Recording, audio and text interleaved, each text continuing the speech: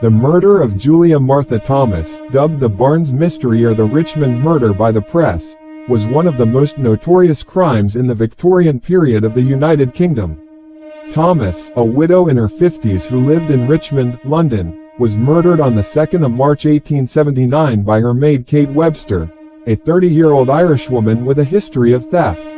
Webster disposed of the body by dismembering it, boiling the flesh off the bones, and throwing most of the remains into the River Thames. It was alleged, although never proven, that Webster had offered the fat to a publican, neighbors and street children as dripping in lard. Part of Thomas's remains were subsequently recovered from the river. Her severed head remained missing until October 2010, when the skull was found during building works being carried out for Sir David Attenborough. After the murder, Webster posed as Thomas for 2 weeks but was exposed and fled back to Ireland at her uncle's home at Killane near Enniscorthy, County Wexford. She was arrested there on the 29th of March and was returned to London, where she stood trial at the Old Bailey in July 1879. At the end of a 6-day trial, Webster was convicted and sentenced to death after a jury of matrons rejected her last-minute attempt to avoid the death penalty by pleading pregnancy. She finally confessed to the murder the night before she was hanged, on the 29th of July at Wandsworth Prison. The case attracted huge public interest and was widely covered by the press in both Britain and Ireland. Webster's behavior after the crime and during the trial further increased the notoriety of the murder. Julia Martha Thomas was a former schoolteacher who had been widowed twice. Since the death of her second husband in 1873, she had lived on her own at 2 Mayfield Cottages, also known as 2 Vine Cottages, in Park Road in Richmond, London. The house was a 2-story semi-detached villa built in grey stone with a garden at the front and back. The area was not heavily populated at the time, although her house was close to a public house called the Hole in the Wall. Thomas was described by her doctor George Henry Rudd as a small, well-dressed lady, who was about 54 years old. Elliot O'Donnell, summing up contemporary accounts in his introduction to a transcript of Webster's trial, said that Thomas had an excitable temperament, and was regarded by her neighbors as eccentric. She frequently traveled, leaving her friends and relatives unaware of her whereabouts for weeks or months at a time. Thomas was a member of the lower middle class and as such was not wealthy, but she habitually dressed up and wore jewelry to give the impression of prosperity. Her desire to employ a live-in domestic servant probably had as much to do with status as with practicality. However, she had a reputation for being a harsh employer and her irregular habits meant that she had difficulty finding and retaining servants. Before 1879, Thomas had been able to keep only one maid for any length of time. On the 29th of January 1879, Thomas took on Kate Webster as her servant. Webster had been born as Kate Lawler in Killane, County Wexford, near Enniscorthy, in about 1849. She was later described by the Daily Telegraph as a tall, strongly made woman of about 5 feet 5 inches, 165 centimeters, in height with sallow and much freckled complexion and large and prominent teeth. The details of Webster's early life are unclear, as many of her later autobiographical statements proved unreliable, but she claimed to have been married to a sea captain called Webster by whom she had 4 children. According to Webster's account, all the children died, as did her husband, within a short time of each other. She was imprisoned for larceny in Wexford in December 1864, when she was only about 15 years old, and came to England in 1867. In February 1868, she was sentenced to 4 years of penal servitude for committing larceny in Liverpool. Webster was released from jail in January 1872 and, by 1873, she had moved to Rose Gardens in Hammersmith, West London, where she became friends with a neighboring family named Porter. On the 18th of April 1874, she gave birth to a son whom she named John W. Webster in Kingston-upon-Thames. The identity of the father is unclear, as she named 3 different men at various times. One, a man named Strong, was her accomplice in further robberies and thefts. She later claimed to have been forced into crime, as she had been forsaken by him, and committed crimes for the purpose of supporting myself and child. Webster moved frequently around West London using various aliases, including Webb, Webster, Gibbs, Gibbons, and Lawler. While living in Teddington, she was arrested and convicted in May 1875 of 36 charges of larceny. She was sentenced to 18 months in Wandsworth Prison. Not long after leaving prison, Webster was arrested again for larceny and was sentenced to another 12 months imprisonment in February 1877. Her young son was cared for in her absence by Sarah Creese, a friend who worked as a charwoman for a Miss Loder in Richmond. In January 1879, Creese fell ill and Webster stood in for her as a temporary replacement at Loder's house. Loder knew Thomas as a friend and was aware of her wish to find a domestic servant. She recommended Webster on the basis of the latter's temporary work for her. When Thomas met Webster, she engaged her on the spot, though she did not appear to have made any inquiries about Webster's character or past. After Webster was taken on by Thomas, the relationship between the two women appears to have deteriorated rapidly. Thomas disliked the quality of Webster's work and frequently criticized it. Webster later said, "At first I thought her a nice old lady, but I found her very trying, and she used to do many things to annoy me during my work. When I had finished my work in my rooms, she used to go over it again after me, and point out places where she said I did not clean, showing evidence of a nasty spirit towards me." Webster in turn became increasingly resentful of Thomas, to the point that Thomas attempted to persuade friends to stay with her as she did not like to be alone with Webster. It was arranged that Webster would leave Thomas's service on the 28th of February. Thomas recorded her decision in her last diary entry. Gave Catherine warning to leave. Now let us look at the murder and the disposal of the body. Webster persuaded Thomas to keep her on for a further 3 days until Sunday the 2nd of March. She had Sunday afternoons off as a half-day and was expected to return in time to help Thomas prepare for evening service at the local Presbyterian church. On this occasion, however, Webster visited the local alehouse and returned late, delaying Thomas's departure. The two women quarreled and several members of the congregation later reported that Thomas had appeared very agitated on arriving at the church. She told a fellow congregant that she had been delayed by the neglect of her servant to return home at the proper time, and said that Webster had flown into a terrible passion. Upon being rebuked, Thomas returned home from church early, about 9 p.m., and confronted Webster. According to Webster's eventual confession, Mrs. Thomas came in and went upstairs. I went up after her, and we had an argument, which ripened into a quarrel, and in the height of my anger and rage I threw her from the top of the stairs to the ground floor. She had a heavy fall, and I became agitated at what had occurred, lost all control of myself, and, to prevent her screaming and getting me into trouble, I caught her by the throat, and in the struggle she was choked, and I threw her on the floor. The neighbors, a woman named Ives, Thomas's landlady, and her mother, heard a single thump like that of a chair falling over but paid no heed to it at the time. Next door, Webster began disposing of the body by dismembering it and boiling it in the laundry copper and burning the bones in the hearth. She later described her actions. I determined to do away with the body as best I could. I chopped the head from the body with the assistance of a razor which I used to cut through the flesh afterwards. I also used the meat saw and the carving knife to cut the body up with. I prepared the copper with water to boil the body to prevent identity, and as soon as I had succeeded in cutting it up I placed it in the copper and boiled it. I opened the stomach with the carving knife, and burned up as much of the parts as I could. The neighbors noticed an unusual, unpleasant smell. 19. Webster spoke later of how she was greatly overcome, both from the horrible sight before me and the smell. However, the activity at 2 Mayfield cottages did not seem to be out of the ordinary, as it was customary in many households for the washing to begin early on Monday morning. 19. Over the next couple of days, Webster continued cleaning the house and Thomas's clothes and to put on a show of normality for people who called for orders. Behind the scenes, she was packing the dismembered remains into a black Gladstone bag and a corded wooden bonnet box. 20. She was unable to fit the murdered woman's head and one of the feet into the containers and disposed of them separately, throwing the foot onto a rubbish heap in Twickenham. The head was buried under the hole in the Walls stables a short distance from Thomas's house, where it was found 131 years later. On the 4th of March, Webster traveled to Hammersmith to see her old neighbors the Porters, whom she had not seen for 6 years, wearing Thomas's silk dress and carrying the Gladstone bag which she had filled with some of the remains.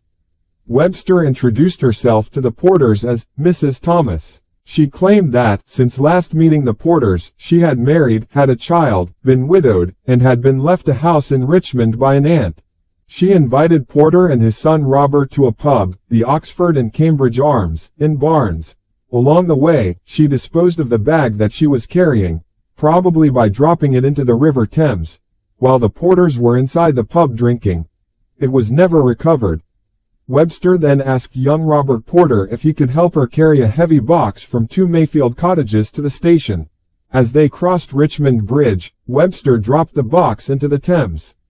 She was able to explain it away and did not arouse Robert's suspicions. The following day, however, the box was found washed up in shallow water next to the river bank about 5 miles downstream. It was spotted by Henry Wheatley, a coal porter who was driving his cart past Barnes Railway Bridge shortly before 7 in the morning. He initially thought that the box might contain the proceeds of a burglary.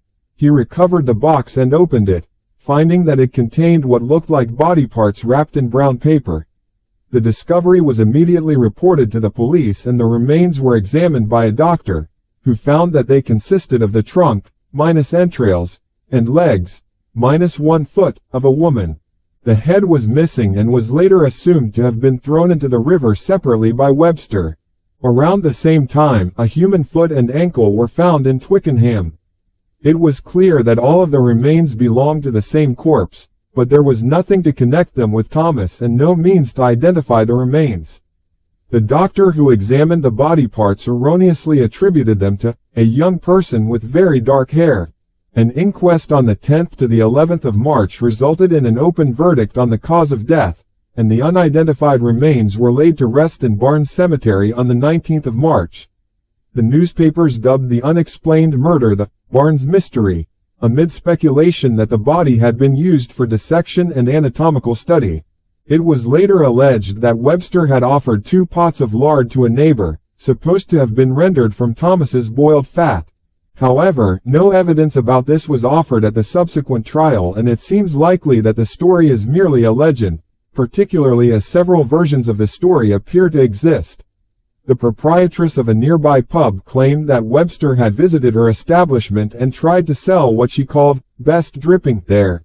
Leonard Reginald Gribble, a writer on criminology, commented that there is no acceptable evidence that such a repulsive sale was ever made, and it is more than possible that the episode belongs rightfully with the rest of the vast collection of apocryphal stories that has accumulated, not unnaturally, about the persons and deeds of famous criminals.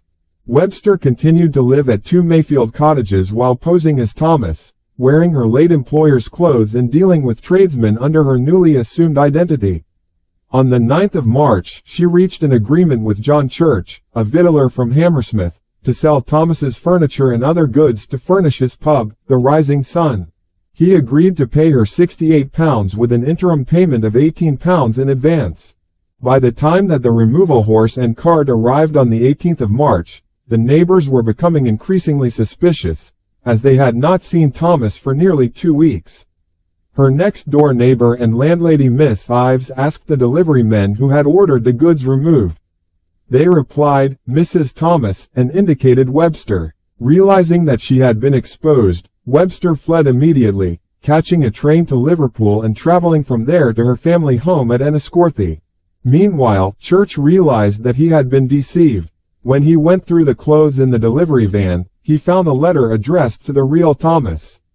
The police were called in and searched 2 Mayfield Cottages. There they discovered blood stains, burned finger bones in the hearth and fatty deposits behind the copper, as well as a letter left by Webster giving her home address in Ireland. They immediately put out a wanted notice giving a description of Webster and her son. Detectives from Scotland Yard soon discovered that Webster and her son had fled back to Ireland aboard a coal steamer. The head constable of the Royal Irish Constabulary, Rick, in Wexford realized that the woman being sought by Scotland Yard was the same person whom his force had arrested 14 years previously for larceny. The RIC were able to trace Webster to her uncle's farm at Killane near Enniscorthy and arrested her there on the 29th of March. She was taken to Kingstown, modern Dún Laoghaire, and from there back to Richmond via Holyhead, in the custody of the Scotland Yard policeman. On hearing of the crime with which she was charged, Webster's uncle refused to give shelter to her son, and the authorities sent the boy to the local workhouse until such time as a place could be found for him in an industrial school. Webster's trial and execution. Thomas's murder caused a sensation on both sides of the Irish Sea. When the news broke, many people traveled to Richmond to look at Mayfield cottages. The crime was just as notorious in Ireland. As Webster traveled under arrest from Enniscorthy to Dublin, crowds gathered to gawk and jeer at her at nearly every station between the two locations. The pre-trial magistrates' hearings were attended by many privileged and curious persons, including not a few ladies, according to the Manchester Guardian. The Times reported that Webster's first appearance at Richmond Magistrates' Court was greeted by an immense crowd yesterday around the building, and very great excitement prevailed. Webster went on trial at the Central Criminal Court, the Old Bailey, on the 2nd of July 1879. In a sign of the great public interest aroused by the case, the prosecution was led by the Solicitor General, Sir Hardinge Giffard. Webster was defended by a prominent London barrister, Warner Slay, and the case was presided over by Mr. Justice Denman. The trial was just as well attended as the earlier hearings in Richmond and attracted intense interest from all levels of society. On the fourth day of the trial, the Crown Prince of Sweden, the future King Gustav V, turned up to watch the proceedings. Over the course of 6 days, the court heard a succession of witnesses piecing together the complicated story of how Thomas had met her death. Webster had attempted before the trial to implicate the publican John Church and her former neighbor Porter, but both men had solid alibis and were cleared of any involvement in the murder. 38. She pleaded not guilty and her defense sought to emphasize the circumstantial nature of the evidence, highlighting her devotion to her son as a reason why she could not have been capable of the murder. However, Webster's publican popularity, impassive demeanor and scanty defense counted strongly against her. A particularly damning piece of evidence came from a bonnetmaker named Maria Durden who told the court that Webster had visited her a week before the murder and had said that she was going to Birmingham to sell some property, jewelry and a house that her aunt had left her. The jury interpreted this as a sign that Webster had premeditated the murder and convicted her after deliberating for about an hour and a quarter.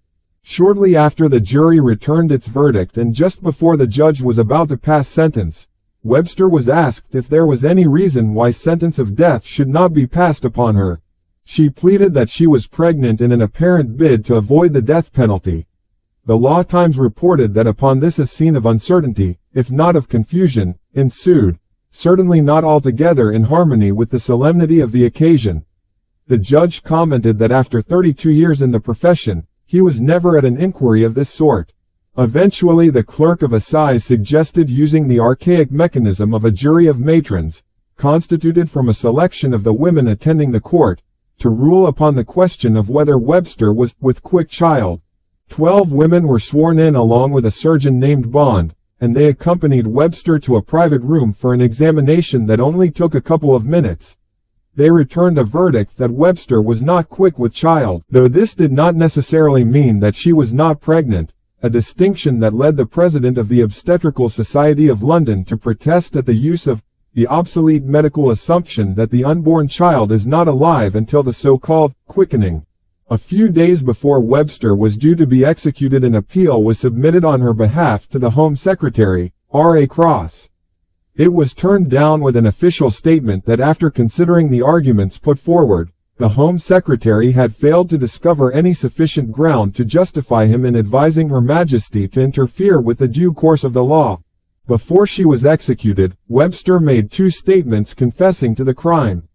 In her first, she implicated Strong, the purported father of her child, who she said had participated in the murder and was responsible for leading her into a life of crime.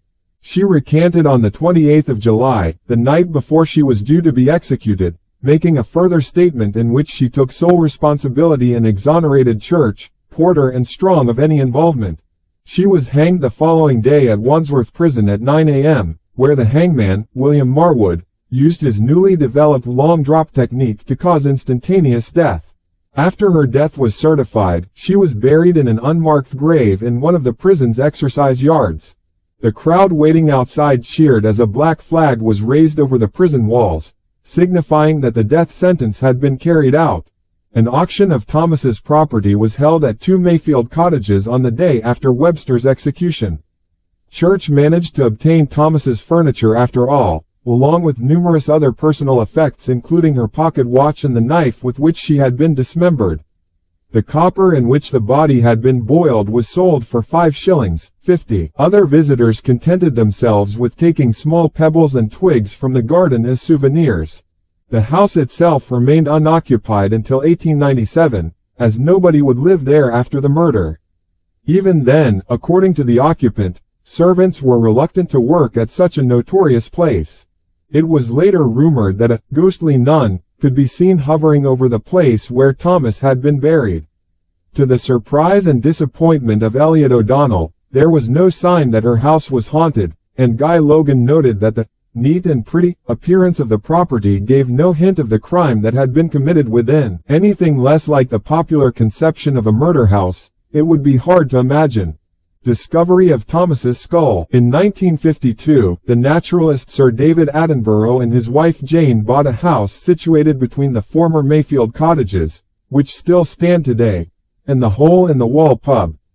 The pub closed in 2007 and fell into dereliction but was bought by Attenborough in 2009 to be redeveloped. On the 22nd of October 2010, workmen carrying out excavation work at the rear of the old pub uncovered a dark circular object, which turned out to be a woman's skull. It had been buried underneath foundations that had been in place for at least 40 years, on the site of the pub's stables. It was immediately speculated that the skull was Thomas's, and the coroner asked Richmond police to carry out an investigation into the identity and circumstances of death of the skull's owner. Carbon dating carried out at the University of Edinburgh dated the skull to between 1650 and 1880, while the fact that it had been deposited on top of a layer of Victorian tiles suggested that it belonged to the end of this era. The skull had fracture marks consistent with Webster's account of throwing Thomas down the stairs, and it was found to have low collagen levels, consistent with it being boiled. In July 2011, the coroner concluded that the skull was indeed that of Thomas. DNA testing was not possible as she had died childless and no relatives could be traced. In addition, there was no record of where exactly in Barnes Cemetery the rest of her body had been buried. The coroner recorded a verdict of unlawful killing, superseding the open verdict recorded in 1879. The cause of Thomas's death was given as asphyxiation and a head injury. The police called the outcome a good example of how good old-fashioned detective work, historical records and technological advances came together to solve the Barnes mystery.